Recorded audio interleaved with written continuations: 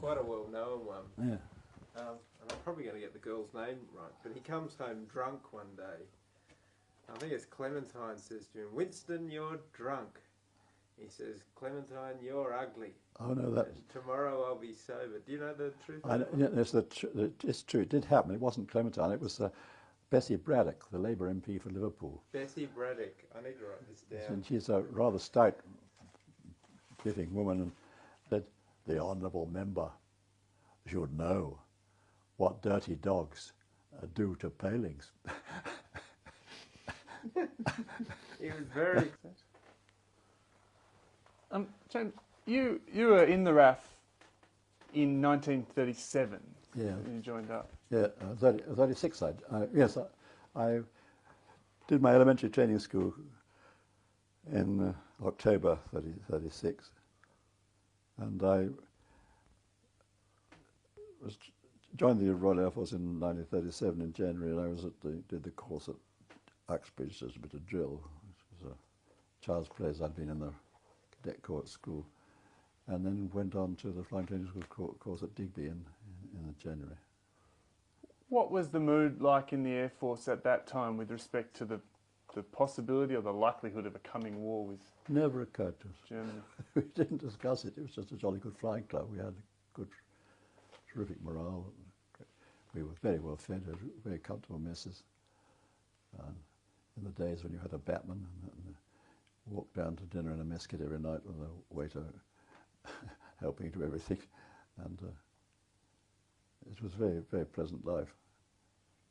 It had nothing to do but fly a nice aeroplane. When did that start to change then?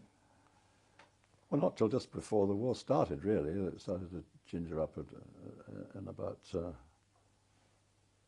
I suppose, well, after the war started, really, we really got excited. But until the actual declaration of war, we were still pretty relaxed, I think. It didn't really occur to us that we would actually get to war. Is there a sense which, after Munich or 1938, that the Air Force started upping its production of aircraft and oh yes, that had been going on for some time. These SATA factories had started up in the production, but Spitfire only came in 1938, and the production from the initial factory down at Portsmouth was pretty slow, really. There weren't many squadrons equipped. When I got a flight in a new squadron that formed in October 39, we were flying a little Magister airplane for the first 2 or 3 months. Then we got some old ferry battles to fly. We didn't get our Spitfires until, well, I could look it up in my logbook, but I don't think until about February. Of 1940. 1940. And we hadn't got them fully equipped until just before Dunkirk. In fact, we had a visit from the C&C Fighting Command just before Dunkirk. My CO was in hospital. He'd turned the Spitfire upside down at night, and so I was in charge of the squadron, and Stuffy Dowding came up there, and he said to me, "Have you got any shortage of anything in your squadron?" I said, "Yes, sir, we haven't got any gun sights. We do need gun sights." He said, "What the bloody hell do you think I can do about them? Produce them out of a hat?" And the chap blew up. I thought, "Well, you bloody fool, why, if you didn't want to know, why did you ask?" I mean, he obviously got the end of his tether. He was in a great nervous state. I think it was a bit too much for him, really. He was getting very old. But it was rather funny, my CO, he was one of these quite useless fellows, quite unsuitable for a fighter pilot. When the other flight commander and I reported to him, the other flight commander had been flying Hurricanes, and all the pilots were straight from training school. And he said, "Well, I should expect a great deal of help from you two chaps, because I've only been a flight lieutenant 8 years, and they promoted me to squadron leader." We didn't like to say, "Well, we've only been a flying officer 3 months, they promoted us to flight lieutenant." But I mean, just imagine the leadership of a chap like that. He'd been on flying in the Fleet Air Arm in some very slow aeroplanes, slower than a swordfish, for years. And he was frightened of flying. He never flew a Spitfire if he had to. The first time we saw him fly with us was when we went to Dunkirk, and we were ordered to take off at dawn and fly down to Martlesham and refuel there. And he went away, and he came back after about half an hour and said, "Follow me, chaps," and took off. We just followed him. And he didn't know what the correct climbing speed, so we were all boiling. I had to keep breaking off and cooling our engines down to rejoin him. And we got to Dunkirk. He flew straight up sun along the coast, turned and came straight down again at 25,000 feet, turned and we were going up again. When I suddenly saw a measurement go, I looked up, there was a stream of measurement going, I looked over the side, there was another RAF squadron, which we didn't know anything about, going the other way, underneath. And they were just about to be bounced. So I said, tally ho, I went over and followed these. When the Messerschmitts saw me coming, they broke away. I got onto one, but the Messerschmitt was rather faster than the Spitfire. I didn't catch it up. I did open fire, but it was out of range, I suppose. But when I got back, he tore me off a strip in front of the whole squadron for deserting him in battle. He said, "You've got no authority to attack anything." It was a defensive patrol. And 2 minutes after he'd gone along there, he was bounced, and the chap on either side of him was shot down. So he was pretty shaken up when he got back. But I think about half the squadron was in fighter command were that sort of ilk. And because of this rapid expansion, people who would never have been promoted beforehand were promoted just to fill in the gaps. And of course they had more experience on the discipline side and that sort of thing, but as far as flying was concerned, they were useless. Well, let's talk about the outbreak of the war. What can you tell us about that that announcement? Yes, well, the groups really rather overreacted. I mean, we were put on at readiness, which meant we had to spend every night lying by aircraft. We had camp beds out under the wings of our aircraft in our flying kit. We spent all night then. We were sent off 2 or 3 times during the night. And on one occasion we went off as a squadron in formation on a pitch black night, no navigation lights, so we had to keep really close in touch to see one another. And we flew out over the North Sea, and we were then told the aeroplane coming in was one of ours. And we came back in. We came back so short of fuel, we had to land in formation, 6 aircraft on each side of a little line of flares, or a little line of glim lamps. You couldn't see them until we were down to about 800 feet. And then at dawn, we took off before dawn and flew off to an airfield on the east coast, and we landed there and refilled, and we were then doing convoy patrols on the convoys going on the coast. I mean, well, every time we arrived over a convoy, all the naval guns fired at us, even though we were coming from the land side, and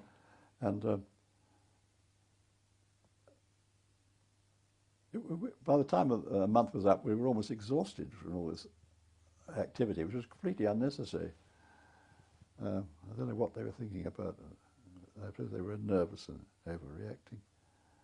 How long did that air of confusion last? Oh, about a couple of months, I suppose. But, and what got it under control? I think common sense, and has aircraft needed servicing were coming up too quickly, and the pilots were getting tired and exhausted. Accidents were happening, I suppose. I don't know. And I suppose they got better information of what was happening, I suppose. I don't know. Can you tell us a bit more about the squadron that you joined at this time? Yes, it was 19 Squadron. It had a good record in the First World War. But had some excellent pilots in it and 1 or 2 duds, but it was pretty competent all round, I think, as good as most. But again, we had a completely useless squadron commander. I shouldn't be saying this, of course, and shouldn't be recording it, but there were some excellent squadron commanders in fighter command, people who did well. But just the expansion had been too rapid. See, the Air Force had run right down after the First World War and didn't really start expanding until about 1926. And it started expanding, funnily enough, because of the French threat, not the German threat, but in the Times there was a long report on the French Air Force showing how many hundreds of squadrons they had and how many fighters and how many bombers. And people started to wonder, well, what have we got? And then you put 4 squadrons or 5 squadrons in fighting command, something silly like that. And then there were questions in the House, and they started to expand, but it wasn't much of an expansion until just before the war started, and then, of course, they kept it right to the last minute. But Churchill tried very hard to get the government to do something about it, but they wouldn't.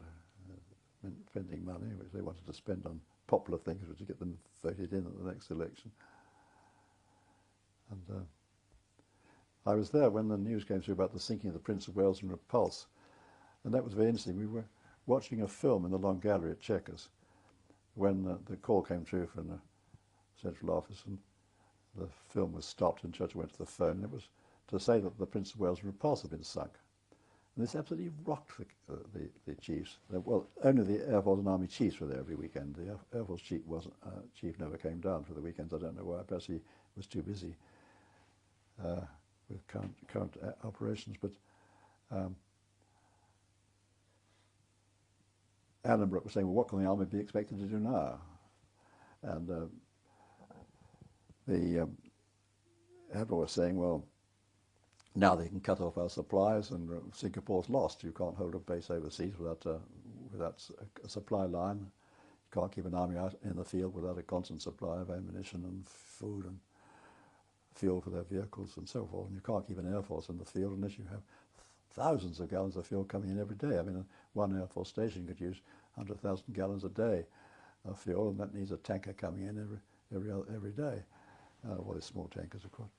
But with the Japanese Navy rampant. And of course, it stems from the Washington Naval Treaty, which assumed that the Japanese would be on our side. And that's why the Royal Navy was cut down to so many battleships, only carriers, and they hadn't got enough for Atlantic and the Pacific. Anyway, the next day, we were waiting for Churchill to join us for lunch, and we were standing around the fireplace in the great hall at Chequers, drinking sherry. And Churchill never had a drink before meals. He used to work in his room to the very last minute and come straight in. And as he came in, we'd all follow him straight through into the dining room. And the atmosphere was one of complete gloom. Allenbrook was saying, well, what can the army be expected to do now? They've got all these thousands of recruits out of Britain. Half of them couldn't find their way out of Epping Forest. There they are in the junction of Malaya. They've got no tanks. They've got no heavy guns. They've got no air support. Now the Navy's gone. They can be outflanked down the coast, and their supplies cut. And Dudley Pound, the first Sea Lord, piped up and said, well, we've got a convoy with 18,000 troops on board. It's only a day and a half steaming out of Singapore. There's no other port they can go to where they can get rations for that number of men plus the crews of the ships, or fuel for that number of ships. They've got to go to Singapore. And suddenly Churchill appeared, and he obviously sensed the atmosphere. He said, what's the trouble? And Halifax, that chap with this long face and looking very gloomy, said, well, it's terrible news from the Far East. It's most depressing. And Churchill put his hands on his hips and he glowered round the Shah. He said, when you're fighting a 15-round heavyweight contest for the championship of the world, you must expect to take some heavy blows in the early rounds. But it's the man with the resources and the willpower and the stamina who's going to win. And we're going to win. And the whole lot went into like a lot of happy sandboys. The whole atmosphere completely changed. They were all chatting and jolly and completely changed. And he'd known for years we were undermanned and underarmed. He'd known for years we needed all these things. And he knew we were going to suffer a lot of defeats before we got on top of things and produced enough weapons. But he knew we had the resources, we had the steel, we could go on making battleships until the cows came home. Well, the Japanese, every time they lost one, that was it. They had no steel, they had no iron ore, no coal, they couldn't make another one. He knew that long term, and he knew, of course, that Americans were in the war, and of course he knew the nuclear bomb was on the way, but he didn't know whether the Germans weren't going to produce a nuclear bomb first.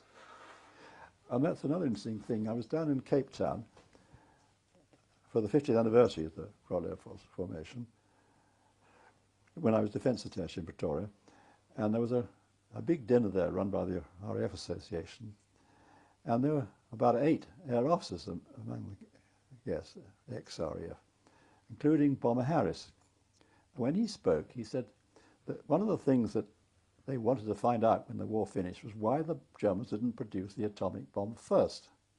we knew when they took over Norway, the first thing they did was to start producing heavy water from that enormous amount of electrical power they had up in the Rjukan Dam and shipping it back to Germany. In fact, we managed to sink some of it on the way in ferries.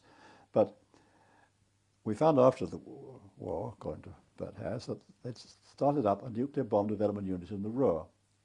And when one of the Ruhr dams was burst, this water washed this whole installation away.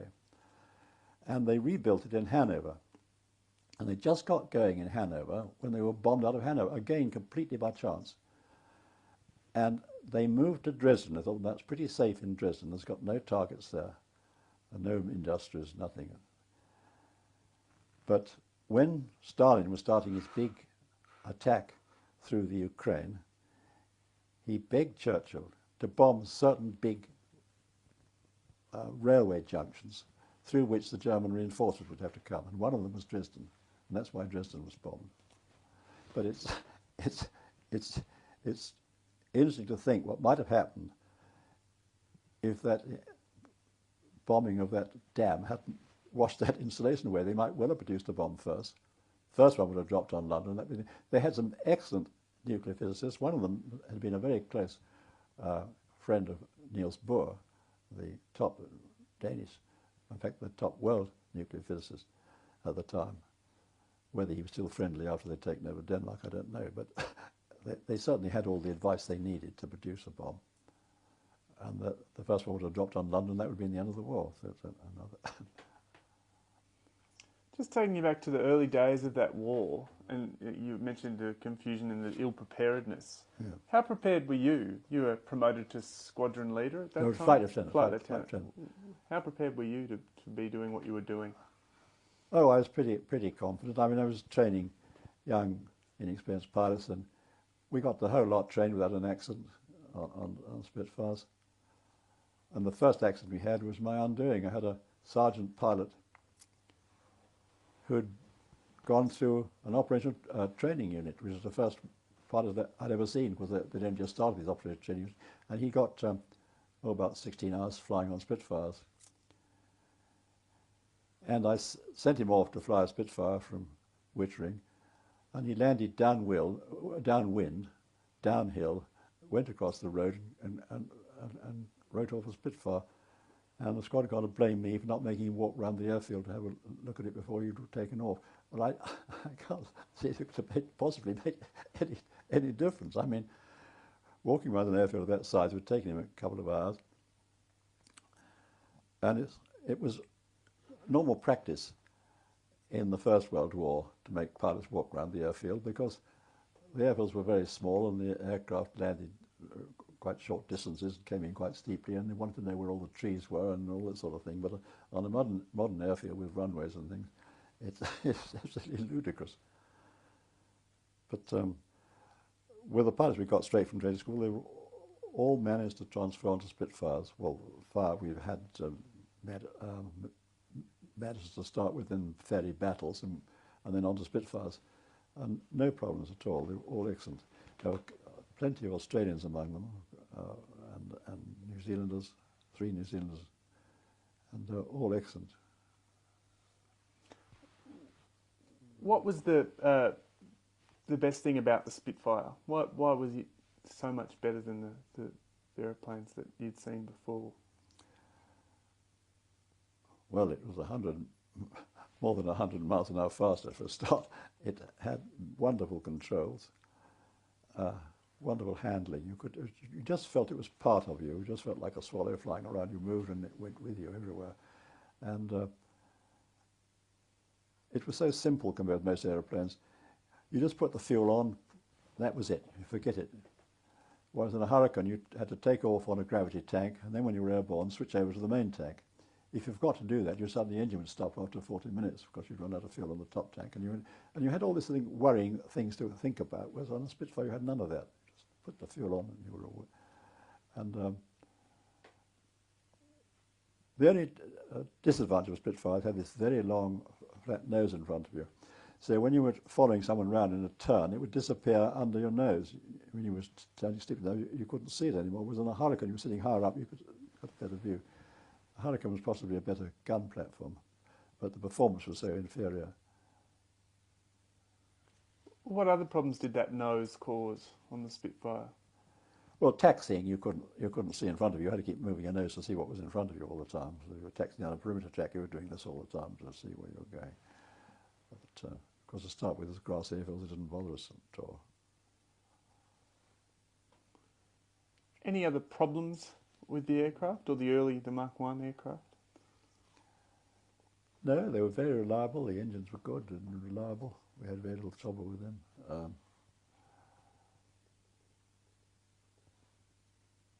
There were problems. Just the first ones were we got the first squadron aircraft to get them.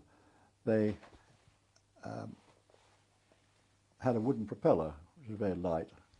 The trouble was it was on coarse pitch all the time, so trying to start your car in top gear all the time. So taking off, you had to open the throttle very gently, because if you opened up to full power, the blades were stalled and you didn't get any thrust. And so you had a very long takeoff run and quite a long landing run. You had to come in fairly flat and just nip over the hedge, because the propeller was pulling you along all the time. Once we got the two-speed propeller, that made a tremendous difference. It was a great advantage, because once you put this great weight of metal propeller up in the front, they had to put lead weights in the tail. Then we started to get trouble that had to strengthen up the back of the fuselage to take the strain of this great weight down there. And then they then put the armour plating behind the seats and in front of you and in front of the tanks and so on. This all put weight on. And at the end of the war, the last aeroplane I flew was a Spitfire 14, which had this great Griffin engine, which was 2,000 horsepower in front of you. And of course, you got the extra speed, but it affected the handling in a way. It was heavier to fly and wasn't quite as manoeuvrable, but it was a very pleasant airplane all the same. What was the armament of the early Spitfires? We had eight machine guns in the wings, Browning machine guns. And 19 Squadron was the first squadron to get cannons. And I was on the first time they were used. We were intercepted a raid coming towards us, towards Duxford. We were sent off about 8 in the morning. We were still climbing when we saw this raid coming towards us. There were 15 Dorniers, the latest Mark, escorted by 80 Messerschmitts. There were 2 squadrons or 3 squadrons of the 109s, and the rest were the twin-engine 110s. And as we turned in, we were heading towards them. The flight commander who was in charge, the CO, had been shot down and killed about 3 or 4 days before, and the new chap hadn't taken over.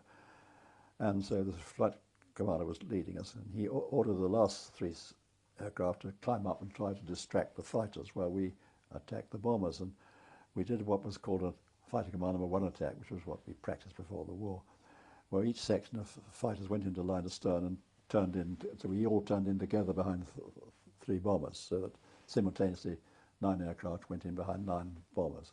And I was in the 3rd section. And as I had to take the one on the far side of the bombers, of course. As I was leading across, I got this sudden bang. And I just felt as I'd been kicked on the shin rather hard. And I almost didn't look down, but I had a quick glance, and I was astonished to see my bare foot sitting on the rudder bar. The boot and sock just disappeared. And it was still hanging on, but I didn't have time to want a quick glance. So I was just coming to range. When I opened fire, the guns went and stopped. And to get this rather large cannon into this thin wing section of a Spitfire, they'd put them on the side. So instead of the empty cartridges dropping out underneath, it came out sideways, hit a baffle plate and bounced out through a hole underneath. Well, this worked perfectly on the ground, but when you're flying fast, and particularly in a turn, you've got rather high pressure of air under the wing, the empty cartridges couldn't get out, so the next one hit it and bounced back and jammed the whole lot up. And why they sent them to us without having been tested in the air, I don't know. So with the whole squadron, we was a completely abortive attempt. We didn't shoot down a single bomber. We should have shot down 9 of them. and the 2 of us were I was shot down. My number 2 must have been probably by the same rear gun, I don't know, but he got damaged, and landing, only 1 flap came down, so the aircraft flipped on his back and he was killed. One of the fighters that went up to intercept the fighters was shot down, but he was bailed out unhurt. that was the occasion you shot down. You lost your leg. Is Yes. that- we'll come back to that, and I'll talk you through that again a bit later on. But I want to talk about what happened before that. Obviously, get it a bit more in order, if we may. What was the first occasion that you were sent out and you encountered enemy resistance? Well, very shortly after the war, I could look it up the dates, but we were sent up to Catterick to replace a squadron there that had gone up north to protect the naval base at Scapa Flow. And we were sent out over the North Sea, where we came up a bit too late for one of these flying boats that had been having a go at some convoys there. But we didn't actually see anything. But I think one of our pilots saw a thing, but it got into cloud or something. We never saw it.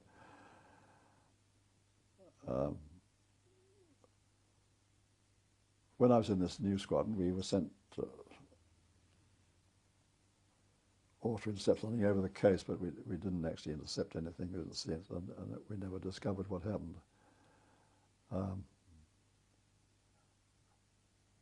I think the raid turned back before we got to it, and we didn't actually see it. Well, the first nights I nearly shot down a Blenheim at night. It's very exciting. You see, you've got a controller saying a bandit 3 miles ahead. You see, and you're giving instruction to one bandit here. I just came up behind this thing, and I got my guns set to fire, and he said, "Check, this might be friendly," and it was a Blenheim. If he hadn't said that, I'd have probably shot it down, because you were so excited that there's a shoot a German down. You know, you're keyed up with all this chatter going on. One enemy, one bandit ahead of you.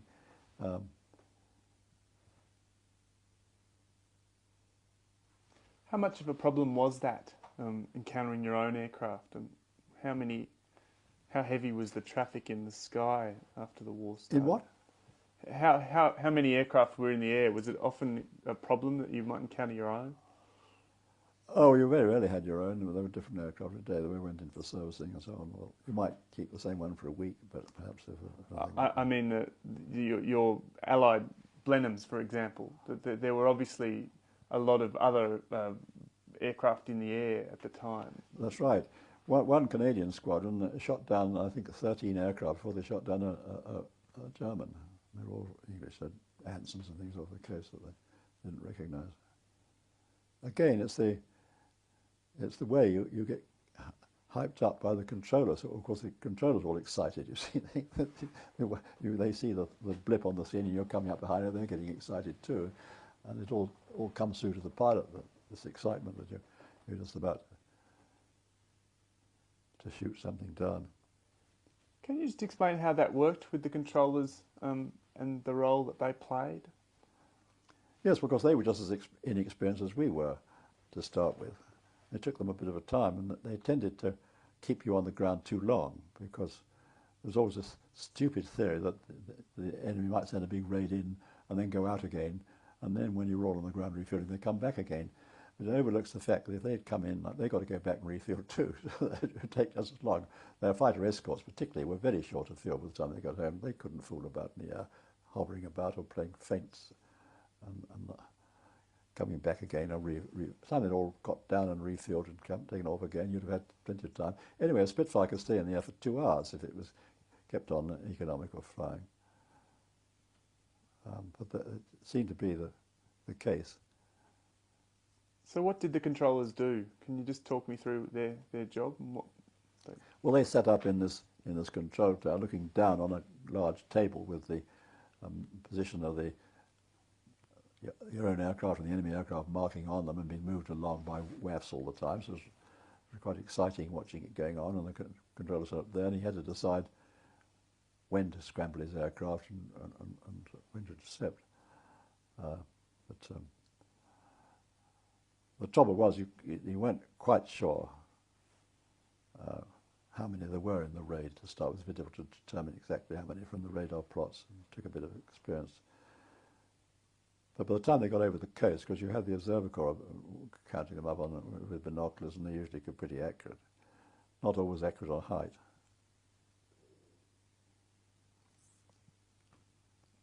that was another problem, getting up to height in time. If you could get up earlier, scramble earlier, you could get the extra height, and you had the enemy below you, could dive on them and you could pull away again. Whereas if you're at the same level or lower, you're scrambling for height, you can't manoeuvre very well, and the other chaps above can shoot down on you and pull up again, and you're really badly placed. What techniques were developed at that time for a fighter attack? That was one that you just mentioned, gaining height and coming down from above. Well, to get out of the sun was a great thing. We had a very good station commander at Duxford who controlled us within our own area. And he always tried to get us up sun so that we would have the advantage of going down out of the sun on them. But all that came with practice and experience, I suppose. We didn't have much. What about formations, attacking in formation? Well, of course, we always flew in sections of 3, and the Germans did this finger 4, which was more manoeuvrable. It's not so good going through clouds, you see. If you're in tight formation, you can take a squadron straight up through cloud, and you come out together as a squadron, or go up in sections and join up above. But if you get split in cloud, it's very difficult to come out as a squadron at the top if you've got 5,000 or 6,000 feet of cloud to climb through. And I don't know how the Germans did it I don't suppose they did much in cloud flying. They probably did. What was the difference between the way in which you flew in a section of 3 and the Germans in the finger 4? Well, the 4 was a great advantage because all the 4 chaps could be looking around them but keeping an eye on one another at the same time. Whereas if you're in tight formation, you've got to keep your eye on the leader's tail all the time. And you haven't got much time to look around you. It depends on the leader doing all the looking around. So you flew with a leader and one on either side. Is that your sections of 3? Is that right? A V with a leader in the front and 2. Oh no, because you went into line of stern. So as you went round, the leader went ahead, and the other slipped into third position. So you went round as a 3 with the leader leading. So there was no. Once you sighted the enemy, there was no problem. It was before you sighted the enemy that you were badly placed for looking out if you were in a tight formation. And the Germans flew line abreast. Is that right? No, they flew in a finger 4, a loose 4 like that, and well apart.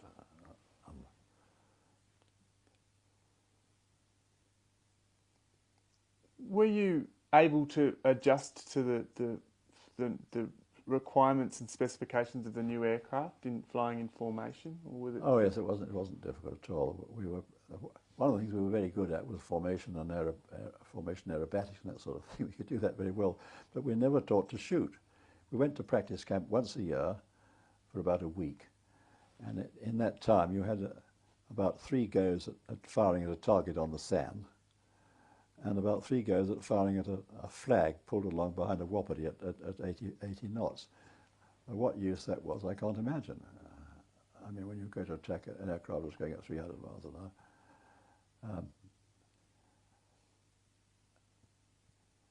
And we were never allowed to do dogfighting. It was considered highly dangerous. You might kill one another. So again, we were badly handicapped compared with the Germans. They had unlimited money to go to practice camp as often as they needed, and they became pretty good shots. We had camera guns, but then you would practice camera guns on other bombers and that sort of thing, but we never did dogfighting, because it was highly dangerous. It might hurt somebody. I had to worry about accident rates and aircraft getting damaged. You joined another squadron from 39, was it? Yeah. For the Dunkirk evacuation. Can you tell us a bit more detail about that operation? Take us through it from the very beginning. Well, it was rather a waste of time from our point of view, really, because we didn't shoot anything down, and we lost 3 of our aircraft. And it was the stupid idea of flying in tight formation straight up and down the coast, up and down into sun and down sun, because when you're flying down sun, you can't see behind you because the sun's there, and you're absolutely vulnerable to anything that's above you. And but as I say, if you have squadron leaders with that sort of antiquated attitude, where can you hope to get to? I mean, we had one or two very good ones, excellent squadron commanders, but they were old fighter types who'd been right on fighters all the time. What was your role during the Dunkirk evacuation? What were you in the air to do? To trying to protect the people on the beaches from air attacks. But we could only go over for about 20 minutes, and then we had to go back because of shortage of fuel. So we weren't there for very long. And but if we'd only known it, we were wasting our time, because Hitler had ordered his Army and Air Force generals not to destroy the British Army at Dunkirk, because he was hoping to use them for the attack on Russia. They wouldn't have got away otherwise. I mean, the Germans had over 1,000 bombers in the area.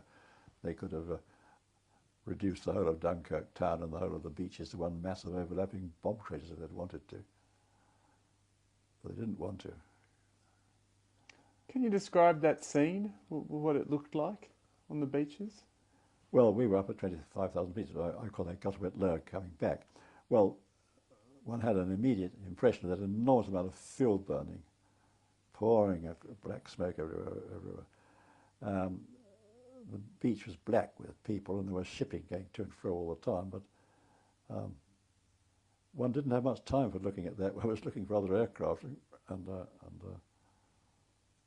I wasn't down there long. I mean, having chased this bomber down, this other German, down to about 7,000 or 8,000 feet, and it was still going away from me. I broke away and started climbing up again.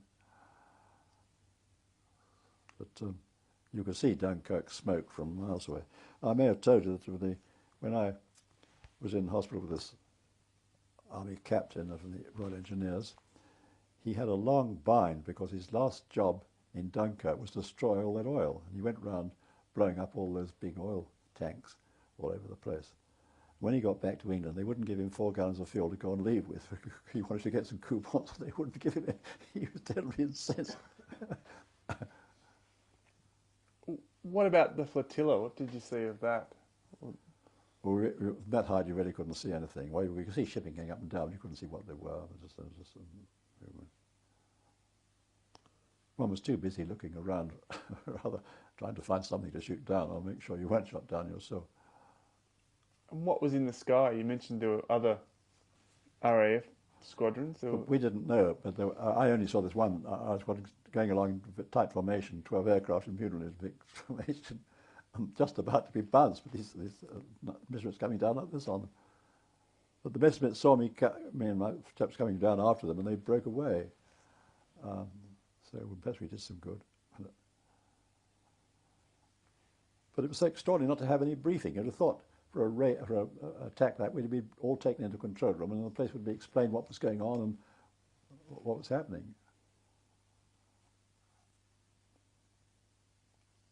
One doesn't know what the squadron commander was told. Well, he was told he mustn't attack anything. I don't know. He was incensed with me going to attack something. Whether he would have been if he hadn't been attacked immediately afterwards, I don't know. What did you know about what was happening at the time? I mean, you weren't briefed. What did you know about the evacuation itself? Nothing at all, except what we read in the paper. No, it was... well, the problem was even the chaps at the top had no experience. I mean, my AOC was a fellow called Lee Mallory. I don't think he'd flown an aeroplane for 20 years. He'd no idea what it was like flying a Spitfire.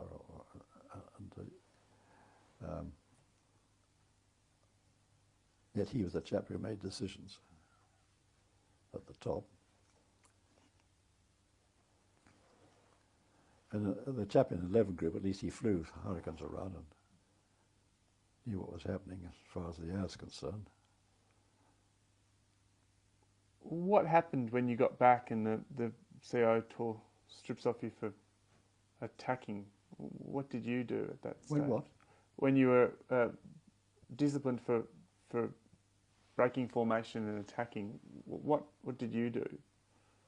What was the repercussions of that event for you? Well, nothing except my CO took a great dislike to me. he thought I was responsible for him being scared to bits by these two aircraft. I mean, as well, if I'd been there, it would have been my two who would have been shot down and not his. I don't know. But he was a very no such a. And it was funny with this night flying, because when the night flying was started, I was the only chap who flown Spitfires at night, so I was briefing. And I said, I'm just briefing for night flying. I want to come along. He said, oh, you don't need to brief me. I've been flying off carriers. I know about night flying. And I was in charge, and I was standing on the chance light. We had one of these lights we could switch on for the moment while an aircraft was landing. And I saw him going downwind. When he turned into wind, ignore it, he was so far away. We'll just have to stop. We'll be on the microphone. We'll just stop then and change the tape.